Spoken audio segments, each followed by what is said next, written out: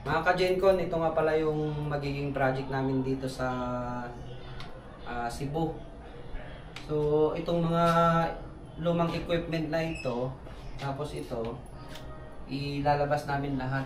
Lahat ng mga nakalagay dito. Tubo-tubo na yan, mga stainless na ito, tatanggalin namin. Ito ka-Gencon, tatanggalin na rin namin to.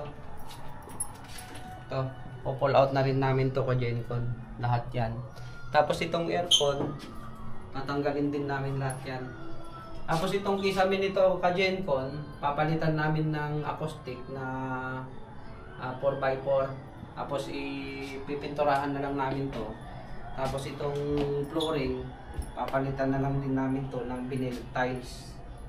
Tapos dito ka-Gencon, sa pagtatanggalan namin nito, lalagyan namin dito ng glass para sa monitoring, para makikita nila yung kabilang kwarto. Pupuntahan naman natin yung kabilang kwarto ka-Gencon.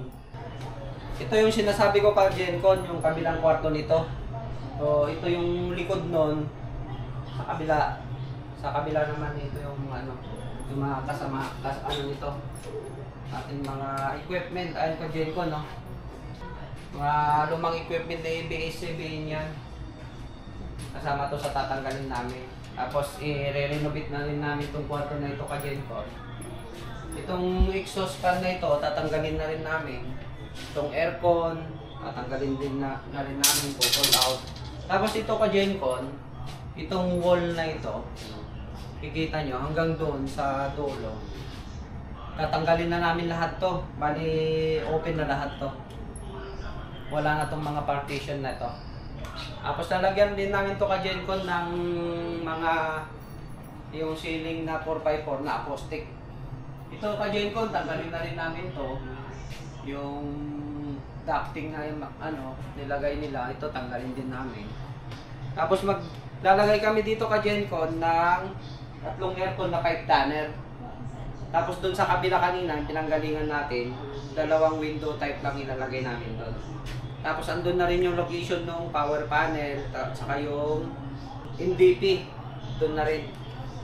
Lalagyan din namin to ka-Gencon ng CCTV saka IFDAS. Ayun. So lipat naman tayo dun sa labas ka-Gencon. Papakita namin sa inyo yung pagtatayuan namin ng genset center sa labas. Tapos magkakaroon ng slab yon, para dun sa ibabaw ng slab naman namin ilalagay yung 3 transformer. Wala ka-Gencon sa labas.